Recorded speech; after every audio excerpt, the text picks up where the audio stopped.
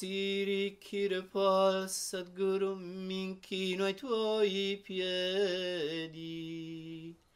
Sei il mio amato e nel mio cuore risiedi. Siri Kirpal Satguru, mi inchino ai tuoi piedi. Sei il mio amato e nel mio cuore risiedi. Mi hai salvato dalla disperazione, alla mia vita hai dato la nobile direzione. Mi hai salvato dalla disperazione, alla mia vita hai dato la nobile direzione. Sei il mio amato e nel mio cuore risiedi. Siri Kirpal Satguru, mi inchino ai tuoi piedi. Sei il mio amato e nel mio cuore risiedi. Venni da te smarrito e profondamente atterrito, pieno di sincere speranze e di enormi discrepanze. Venni da te smarrito e profondamente atterrito, pieno di sincere speranze e di enormi discrepanze. Sei il mio amato e nel mio cuore risiedi. Siri Kirpal Satguru, mi inchino ai tuoi piedi. Sei il mio amato e nel mio cuore risiedi. Non appena cominciò il viaggio verso la tua dimora, la mia anima si svegliò e prese a vibrare ancora. Non appena cominciò il viaggio verso la tua dimora, la mia anima si svegliò e prese a vibrare ancora. Sei il mio amato e nel mio cuore risiedi. Siri Kirpal Satguru, mi inchino ai tuoi piedi. Sei il mio amato e nel mio cuore risiedi. Come se in un cadavere riprendesse a battere il cuore e il sangue pulsasse in ogni dove. Come se in un cadavere riprendesse a battere il cuore e il sangue pompasse in ogni dove. Sei il mio amato e nel mio cuore risiedi. Siri Kirpal Satguru, mi inchino ai tuoi piedi. Sei il mio amato e nel mio cuore risiedi. Avvertì il tuo nam permeare il mio corpo, la tua benedizione fugare ogni mia confusione. Avvertì il tuo nam permeare il mio corpo, la tua benedizione fugare ogni mia confusione. Sei il mio amato e nel mio cuore risiedi. Siri Kirpal Satguru, mi inchino ai tuoi piedi.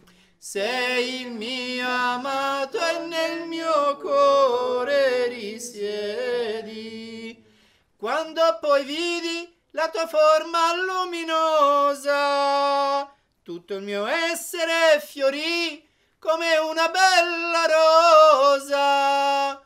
Quando poi vidi la tua forma luminosa, tutto il mio essere fiorì come una bella rosa. Sei il mio amato e nel mio cuore risiedi. Siri Kirpal Satguru, mi inchino ai tuoi piedi. Sei il mio amato e nel mio cuore risiedi. Ebbi immediatamente l'assoluta convinzione che mi avresti liberato da ogni mia prigione. Ebbi immediatamente l'assoluta convinzione che mi avresti liberato da ogni mia prigione. Sei il mio amato e nel mio cuore risiedi. Siri Kirpal Satguru, mi inchino ai tuoi piedi. Sei il mio amato e nel mio cuore risiedi. Fui sbalordito oltre ogni dire, l'innalzamento superò tutte le mie mire. Fui sbalordito oltre ogni dire, l'innalzamento superò tutte le mie mire. Sei il mio amato e nel mio cuore risiedi. Siri Kirpal Satguru, mi inchino ai tuoi piedi. Sei il mio amato e nel mio cuore risiedi. Siri Kirpal Satguru, mi inchino ai tuoi piedi. Sei il mio amato e nel mio cuore risiedi. Tanta fu la luce che invase il mio essere, da non riuscire a credere come potesse essere. Tanta fu la luce che invase il mio essere, da non riuscire a credere come potesse essere. Sei il mio amato e nel mio cuore risiedi. Siri Kirpal Satguru, mi inchino ai tuoi piedi. Sei il mio amato e nel mio cuore risiedi. Siri Kirpal Satguru, mi inchino ai tuoi piedi. Sei il mio amato e nel mio cuore risiedi. L'amore per te sbocciò immediatamente, la devozione ai tuoi piedi mi saturò la mente. L'amore per te sbocciò immediatamente, la devozione ai tuoi piedi mi saturò la mente. Sei il mio amato e nel mio cuore risiedi. Siri Kirpal Satguru, mi inchino ai tuoi piedi.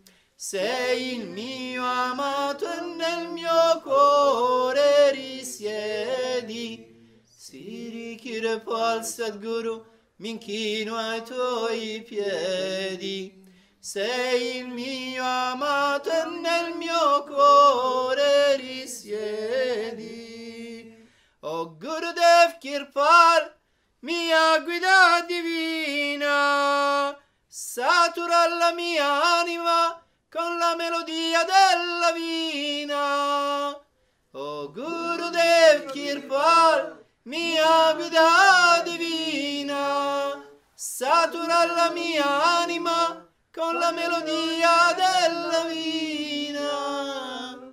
Sei il mio amato e nel mio cuore risiedi. Siri Kirpal Satguru, mi inchino ai tuoi piedi. Sei il mio amato e nel mio cuore risiedi. Siri, Kirpal, Satguru, mi inchino ai tuoi piedi. Sei il mio amato e nel mio cuore risiedi.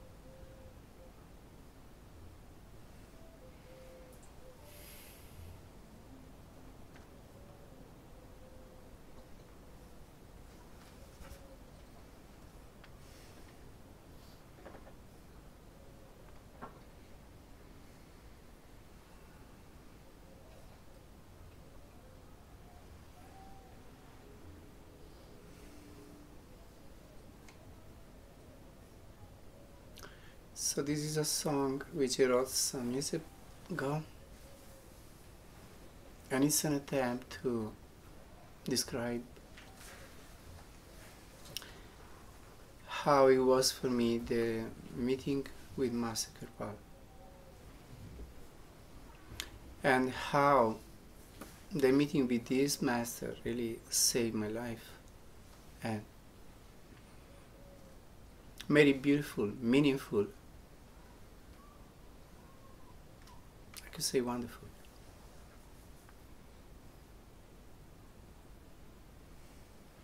So this meeting with Master Kirpal happened 50 years ago.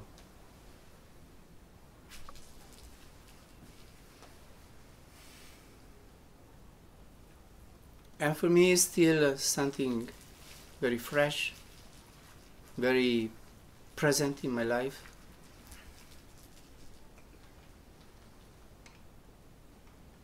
It's still the lighthouse that directs my life.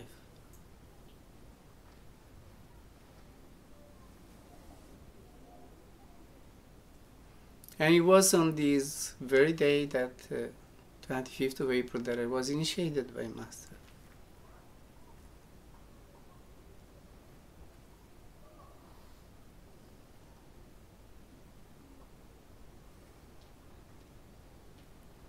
So for me this day is kind of a birthday.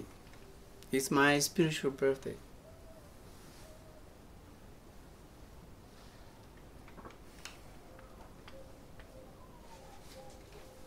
And I still treasure it. I give all importance to it.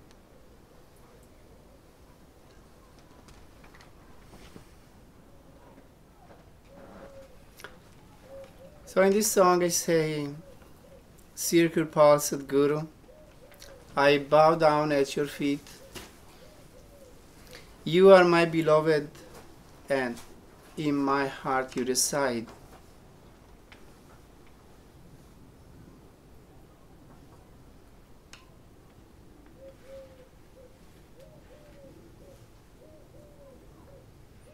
So when we meet a master, it's kind, if you're lucky enough, and if the meeting is a real meeting, then there is by any means a falling in love with this master.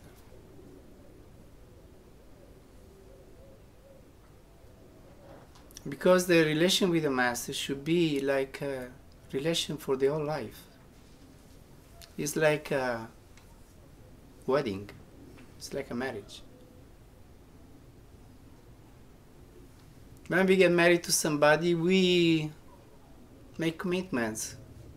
We promise to the person that we take care of the person and be with that person in all situations of life.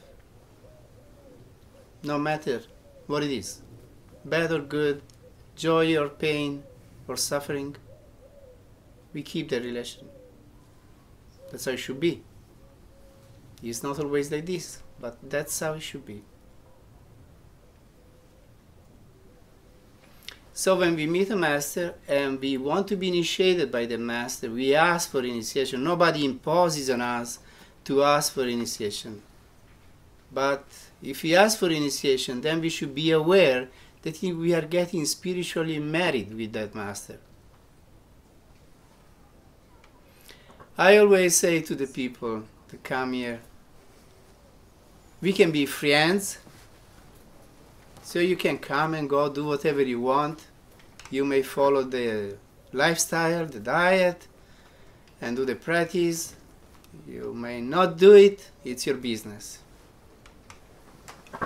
We are friends. Or we can become engaged. Then there is more of a commitment. You take the path more seriously. There is a bond of some kind. There is a promise of some kind, which is not definite. But there is an involvement, much more of an involvement. Or you may ask for initiation and then we get married. And if you get married, then there are duties, there are commitments that we have to keep. The path is not a play, it's not a joke. It's a very serious something. If you want to take the path seriously, otherwise you can play with it, just as we play with everything in life. But in this way, nothing meaningful happens.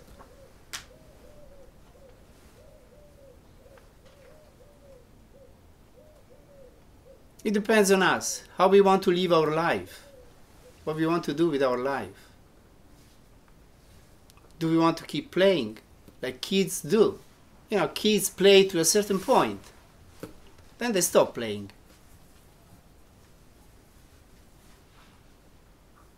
They feel the need to play to a certain age, and then they stop playing because they know that life, there are other things to be done, not just playing.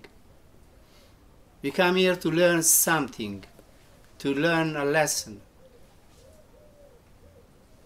Life is a school. We come here to learn something. We come here to grow and develop. Each lifetime should be an opportunity to improve ourselves, to grow towards the ideal of perfection.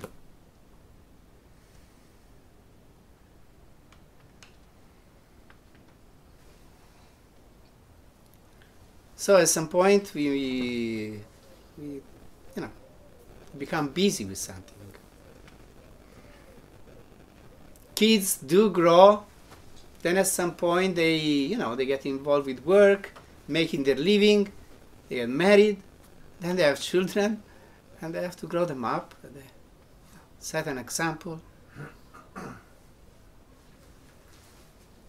It's a different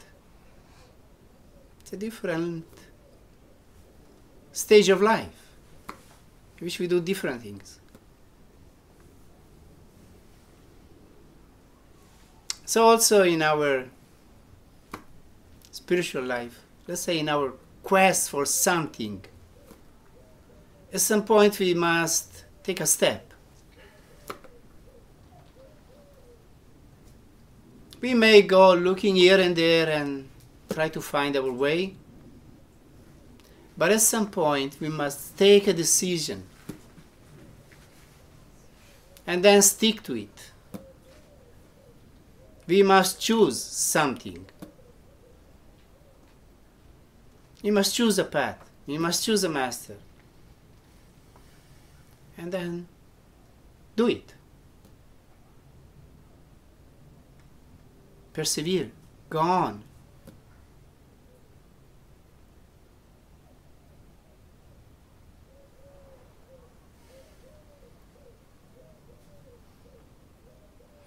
So when I went to Master Kirpal, I wasn't really joking.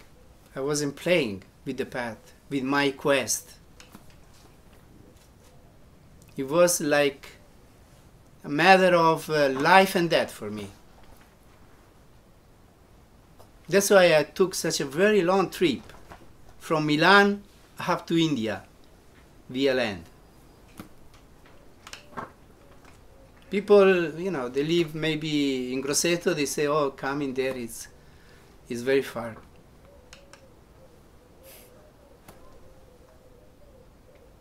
Or they live in Italy, and any part of Italy, or any part of Europe even.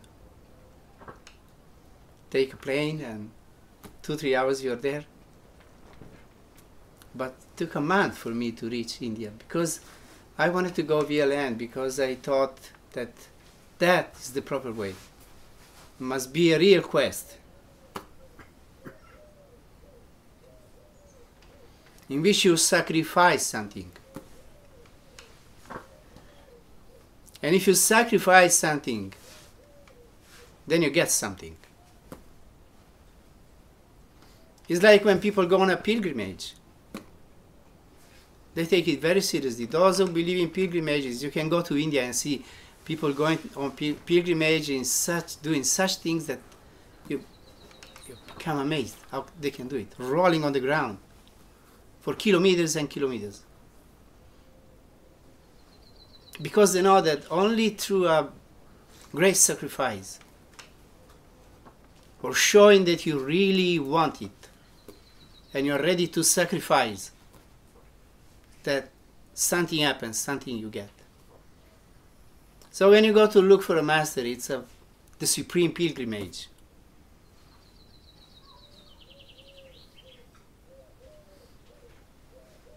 And one should go with this incredible longing.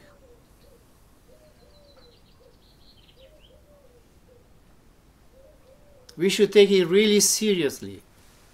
And then we will be taken seriously. If we play with it, then Master will play with us.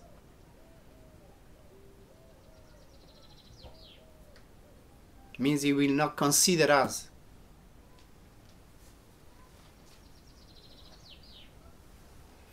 And after doing all this very long trip, eventually you get the address of a master. Somebody gives you the address of a master, saying, this is a good master, go to Siri. Go to see him, see what happens. Try it. So you go to this master, and what this master does, he doesn't even look at you and says, just go away.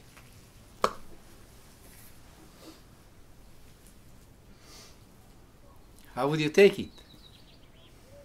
You would be very offended and just go away and say, this master is a heartless person. I've come all the way from Italy, and he just sends me away like this. So what do you think? What would you do? I see when you come here, you want to be very welcomed. We all want to be welcomed and loved. Be kind, gentle words. Otherwise we are offended, we feel bad, and we want to run away.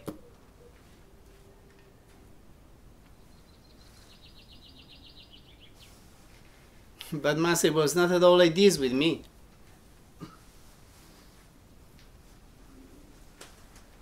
He just told me, just go.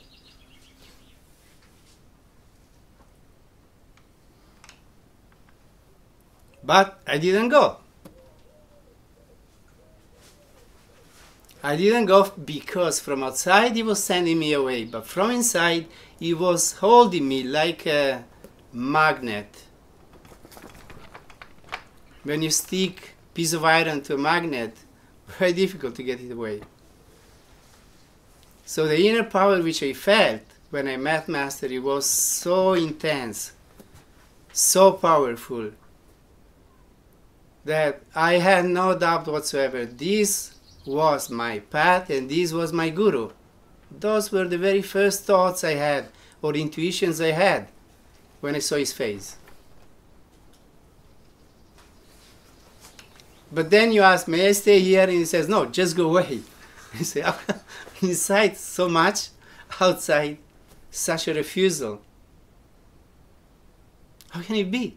You get mad, you know, you really get confused. How possible? I come here, I feel like in heaven. Really, when I step into that ashram, I really felt like stepping in heaven. And it was not just, oh, it's beautiful, it's like heaven. Beautiful garden, beautiful flowers, beautiful buildings, whatever. No, it was not this. The state of consciousness was heavenly. So I step into real heaven.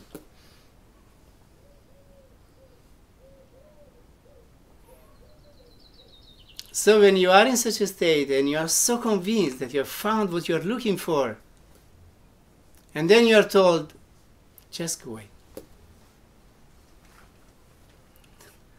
Possible. How is it? What does it mean?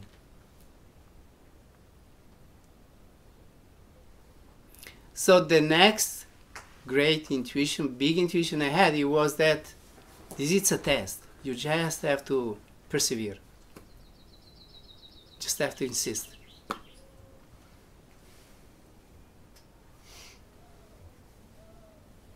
So I came back the next day. I thought, well, this time he will be more kind. He won't tell me to go away in front of all these people, my God. So I came back, and there was like a darshan session like this. So when I saw this man again coming down the stairs from his roof up there, I saw him like a giant, really, an enormous being. So the day before, it was night when I reached there, and I saw him full of light. He was more like a god than like a man.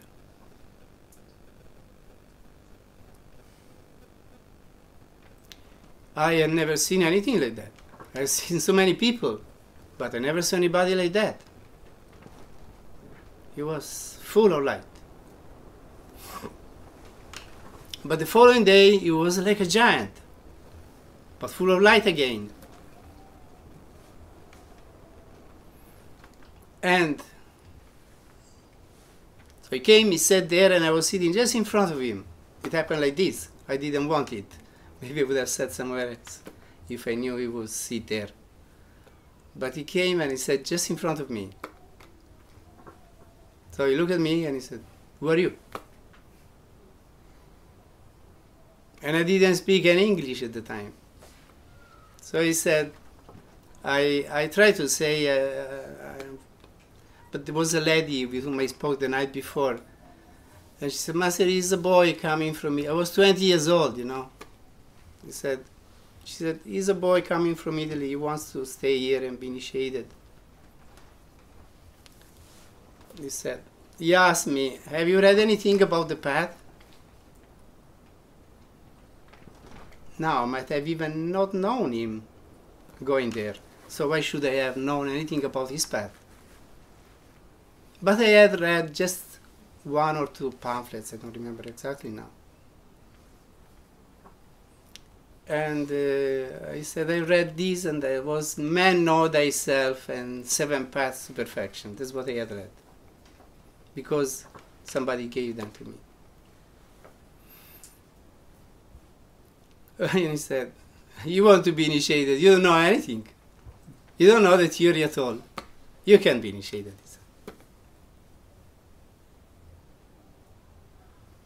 So the man again, "Go away."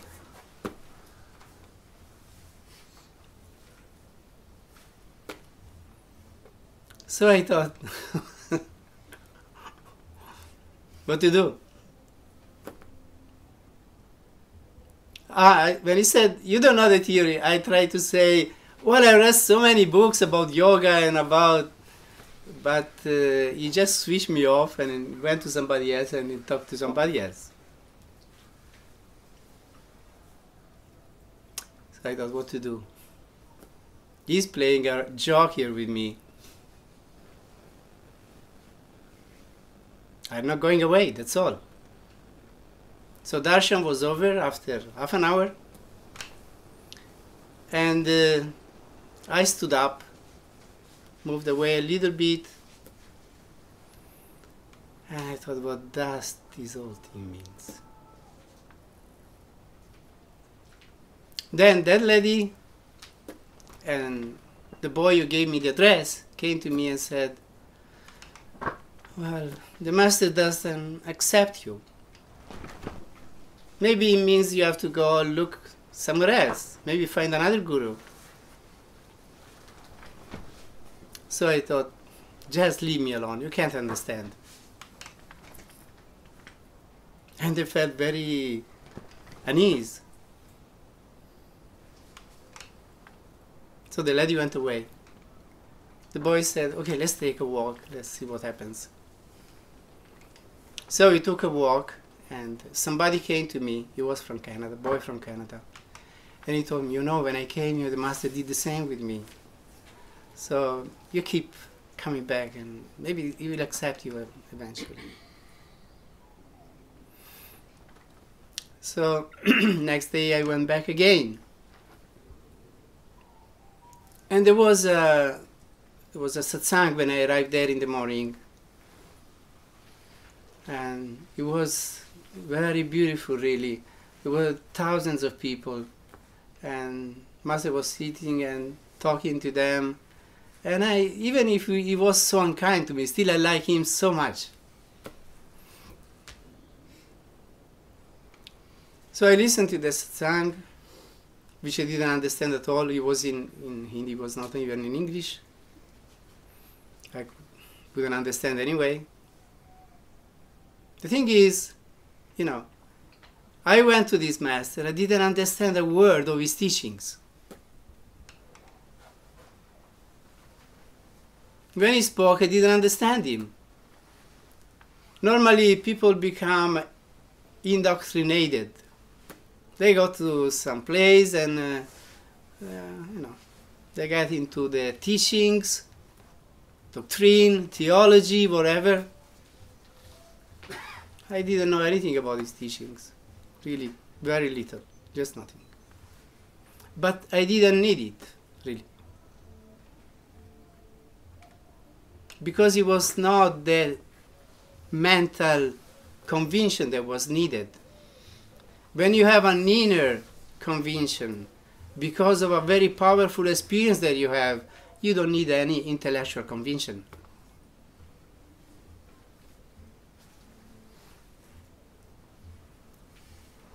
So in the afternoon, the day, there was another meeting, and there was a meditation session at the end of this meeting. It was a bhajan singing. There were ladies singing very beautiful bhajans.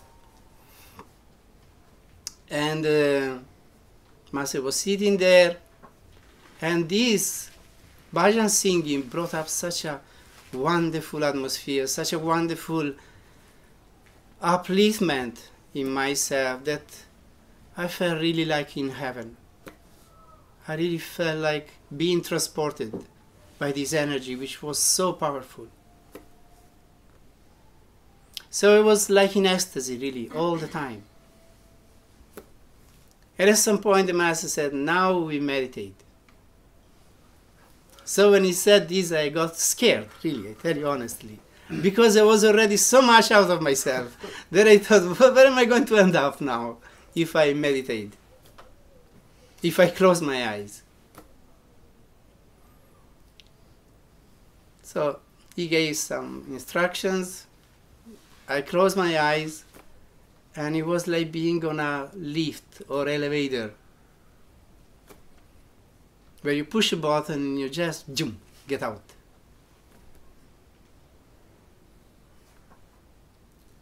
So that's how it was. I closed my eyes and vroom, out of the body. And the inner vision opened. I had wonderful experiences. So that was my very first meditation with Master. That's how it was. I really felt like being above the earth, above this planet.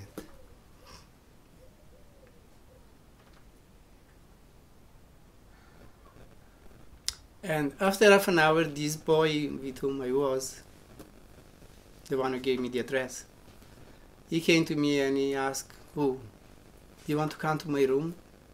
And I thought everybody was in ecstasy there. Because first time I meditate, I'm in such an ecstasy. How are these people? I thought. They must be all in ecstasy. But this boy came to me and I was surprised. How can he move? How can he stop meditating? He said, "Do you want to come to my room?" I said, "Okay, let's go." I stood up, but I was just floating in the air. That's how I felt. So we went to his room and he asked me on the way, "How is your meditation going?" I said, "Look, this meditation is just incredible. I don't know what's happening to me." So he went into his room and he said, "I see you are very uplifted. Let's meditate again." So we sat in meditation and zoom, like this.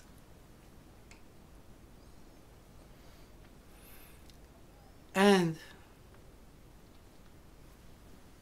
then I had to go back to Dehradun and sleep there because I didn't have a place in the ashram. I came back the next day and he stayed with me all the time. The next morning when I got up, at a certain point I fell asleep. But when I woke up, I was again in this wonderful energy, this very powerful energy. It was like my body was expanded. My consciousness was so huge, so wide. And in that condition, time is not the same. The perception you have of time is no more the same.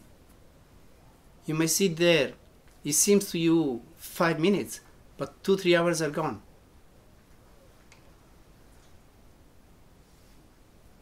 So that's how it was. Time was really irrelevant. Then I went back there again. We had wonderful days, really. Then I went to Delhi and we had meetings every day with Master. Eventually, he left Manav Kendra, he went to Savanashram. So they told me, "You ask him again, please, if he gives you initiation, if he accepts you." So then I went into his room and into his house, and I asked if he gave me initiation, and he said, "Yes, of course," he said. He said, "You know, I can't accept everybody that comes here." You know, Master Kirpal was a very stern man. Those who have known Sant Ajaib Singh, they used to say Sanjeev was stern, but they don't know how stern Master Kirpal was. Sanjeev was very kind in comparison. You know, Master Kirpal was this big man with, you know, rough ways, you know.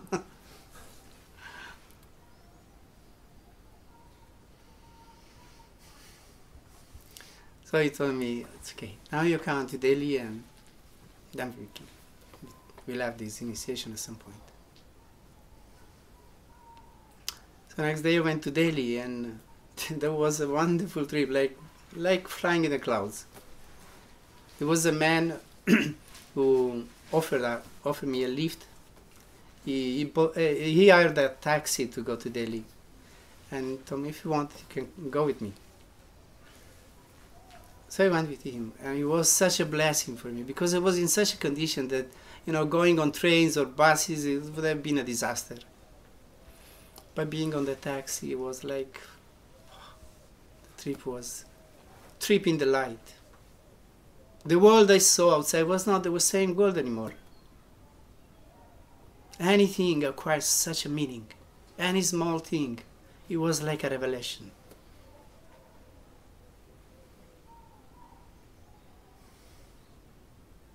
You could see, they say, you can see scriptures in stones. It's very true.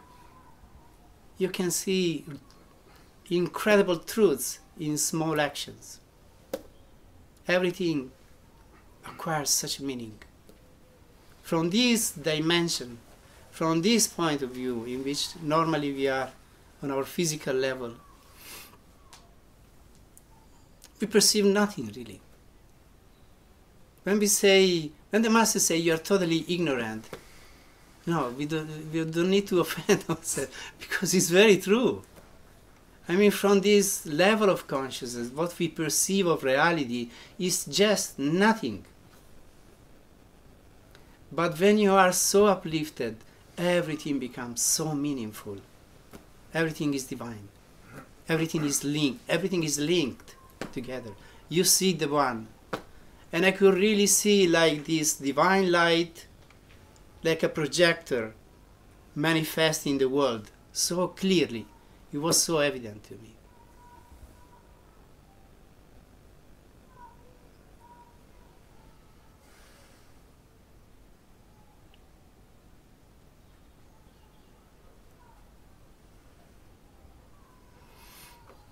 Then in Delhi it was, meditation, meditation, meditation. Master wouldn't meditate with us. He would come in the morning a bit, give darshan, tell us a few things, and then he would go and keep meditating hours.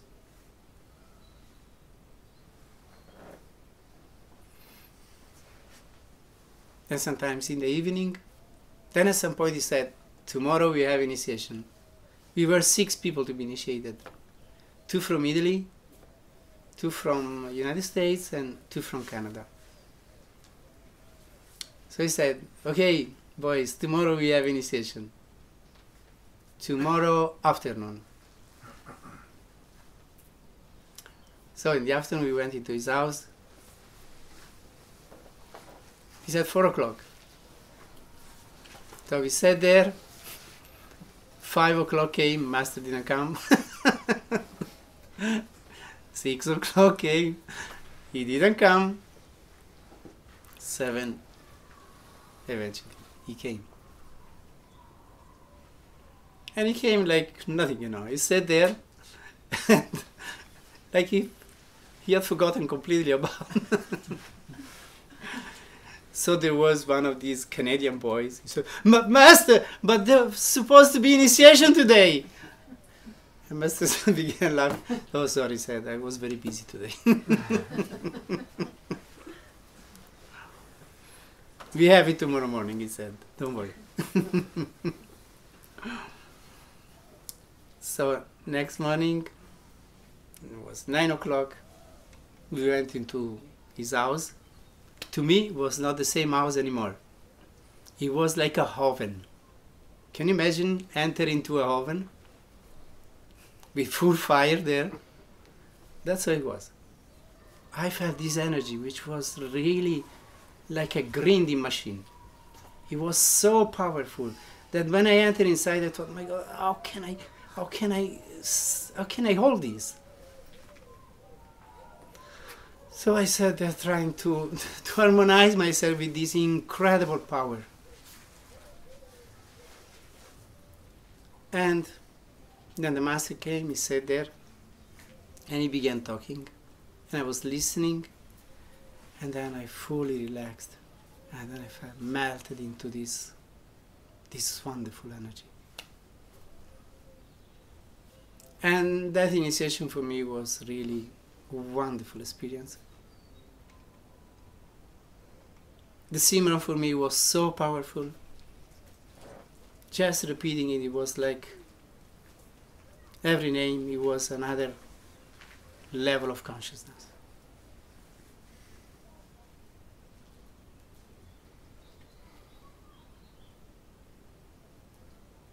So when at the end, Master said, from now on you have to keep meditating at least 2 hours per day. I thought, 2 hours? That's nothing. I will meditate the whole day.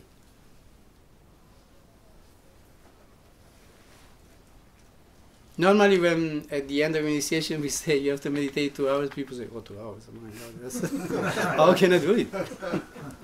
2 hours, it's a lot. But that's really honestly what I thought. 2 hours? What is it, 2 hours? I will meditate the whole day. And believe it or not, that's what I did for the next 2 years. I meditated full day. I didn't work, I didn't do anything. Just meditated for 2 years. So Master Kirpal used to say, practice makes a man. And I would say, practice makes a spiritual man. What is a spiritual man? He is a man saturated with spirit, with Nam power, with Satguru power.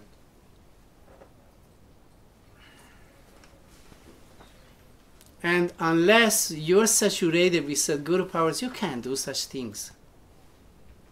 If you will ever get into your life into such a mood to meditate full time like this, you will understand that nobody to be blamed if they don't do it. Because unless you get such a grace and such an upliftment, you will never be able to do it. So it's not for us to do it. I wasn't that good one to do it because I did it. It was just grace. I didn't meditate. It was meditated through me. It is God that inspires us this way, if we are to be inspired. This way, it's a gift. It's a blessing.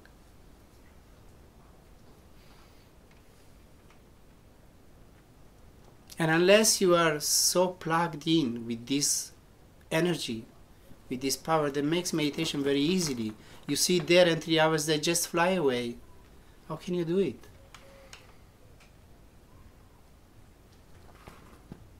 So people who say humankind should be different, I say humankind cannot be different. It is what it is. Because this is the will of God. These are to be blamed, those are to be blamed. Yes, okay. But this is the level of this humankind. This is the level of consciousness of this planet. We can't be any different than what we are. Humankind is to be blamed, then God is to be blamed. Because He made such a world. And He made such a humanity.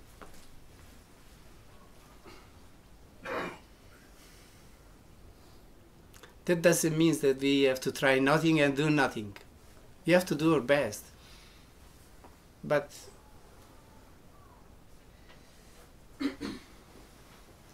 we have our limits. And we do what we can. So I don't blame anybody for they are able to do and they are not able to do. I love everybody, whatever they are. Because it's not easy to be different. It's not easy to change. A real transformation may happen only if we really get such a blessing.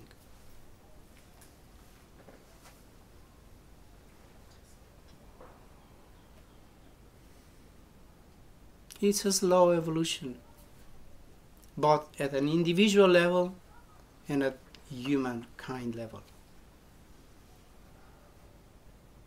And when do we really change? When we get into troubles. When we really look for something. When we really suffer. So humankind also. When we really change. Only through an incredible suffering. And I would say that we are getting into it.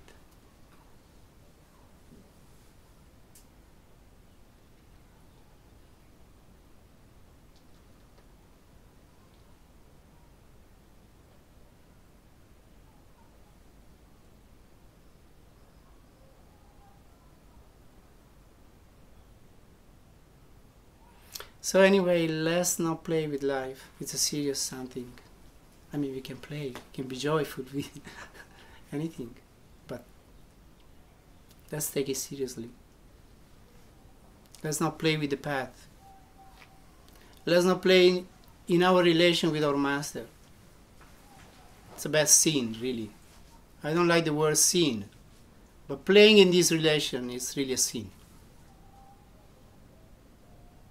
Not giving the due consideration and take it that just like with anybody.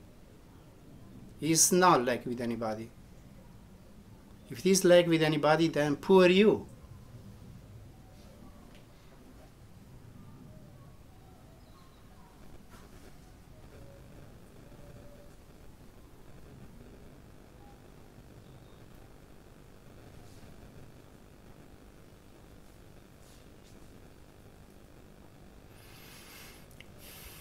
So, this day I wanted to talk about, this topic, my meeting with Master Kirpal, because it's really my 50th spiritual birthday, and I really treasure it.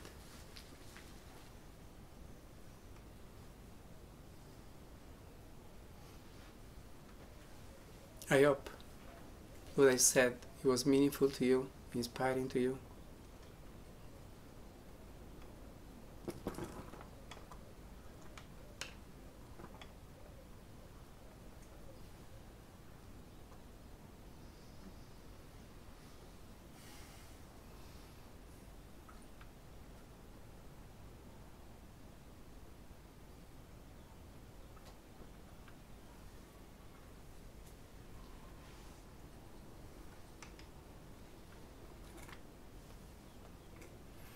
May God bless us all.